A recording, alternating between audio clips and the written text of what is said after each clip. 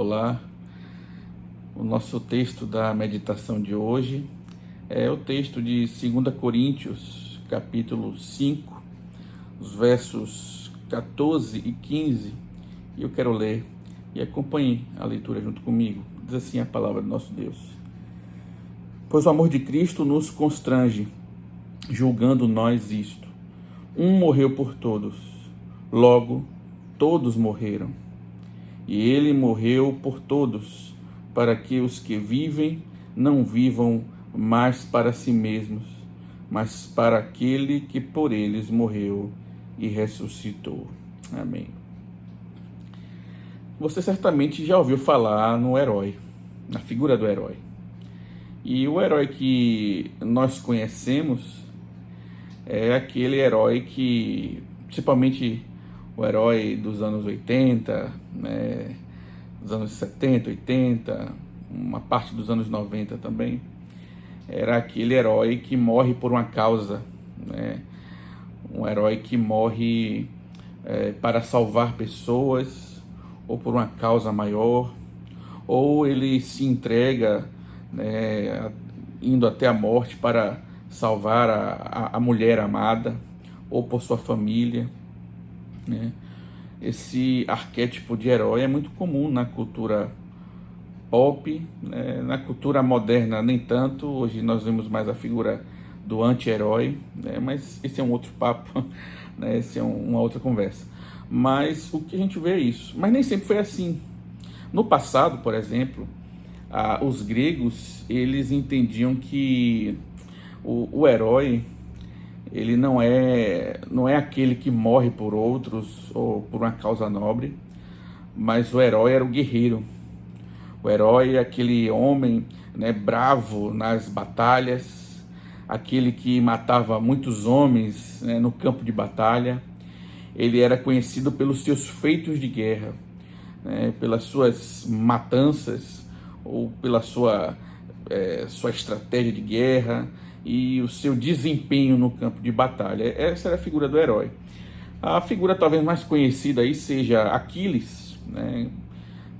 Bem conhecida da cultura grega, né? O texto da Ilíada, e a Guerra de Troia, né?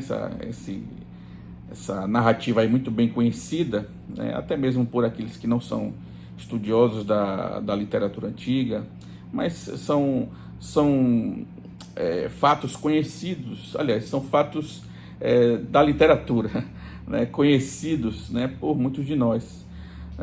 Inclusive, você já deve ter assistido aquele filme Troia, né, estrelado aí por Brad Pitt, né, e ali há algo interessante que, apesar de ser uma obra de ficção, ela fala um pouco sobre como o herói na cultura grega se via. Num dado momento, Aquiles vai conversar com sua mãe se ele deveria ir ou não à guerra. E a mãe dele disse o seguinte: olha, se você não for à guerra, você vai ter uma ótima vida, você vai ser alguém próspero, vai ter uma boa família, vai viver bem e vai ter uma vida tranquila. E você vai sobreviver, obviamente. Porém, se você for à guerra, você vai morrer cedo, você vai morrer jovem. Porém, o seu nome será lembrado, né, pelos historiadores, seu nome será cantado, né, pelos músicos, e aí então a escolha de Aquiles, né, é justamente ir à guerra. Essa era a visão, ele queria ser lembrado, essa é a figura do herói, né? Então, a figura do herói que nós temos atualmente, ela é baseada basicamente não nessa ideia grega, mas pela influência do cristianismo, pois é em Cristo que nós encontramos esse arquétipo de herói, né, que morre, né, pelos outros, e é isso que Paulo está falando aqui.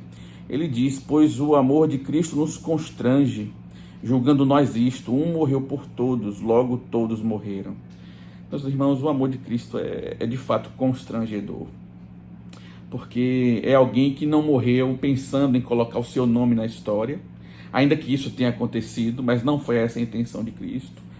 Cristo não morreu para que os seus feitos, né, fossem lembrados, o seu nome fosse cantado como um herói de guerra, mas Cristo fez isso por amor, por graça.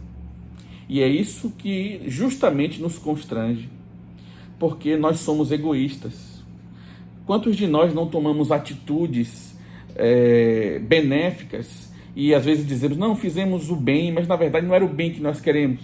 Nós fizemos porque nós queríamos que o nosso nome ficasse lembrado por aquelas pessoas, ou porque a gente quer um nome na praça da nossa cidade, da nossa rua, ou porque a gente almeja que o nosso nome entre para a história, nós queremos deixar um legado, nós queremos que as pessoas falem bem de nós. Então, na verdade, muitas vezes os nossos atos benéficos não são pelo bem de fato, mas eles têm interesses. E o amor de Cristo nos constrange justamente por isso, porque é um amor sem interesses. É um amor de alguém que de fato morreu pela sua igreja. Todos aqui, como ele diz, né, poderia haver uma discussão de quem são esses todos aqui, mas eu, como de tradição calvinista e subscrevendo nossos símbolos de fé, creio que aqui ele está falando da igreja, todos aqueles que são o povo de Deus, de todas as tribos, raças, nações, não toda a humanidade de forma geral, mas todo tipo de gente. Cristo morreu por todo tipo de gente, negros, brancos, gordos, magros, ricos, pobres. E esse amor nos constrange justamente porque é um amor oposto do nosso. Nós não somos assim. Que nessa manhã nós possamos olhar para o amor de Cristo e refletir, será que de fato o nosso amor é um amor que demonstra esse altruísmo, é um amor próprio, é um amor egoísta? Se é que pode existir isso, amor egoísta. Talvez seja um contrassenso essas duas palavras, mas reflita nessa manhã, que nós possamos, constrangidos pelo amor de Cristo, amar as pessoas também, assim como Cristo nos amou. Que Deus abençoe o seu dia e que você possa refletir nessas palavras. Deus te abençoe.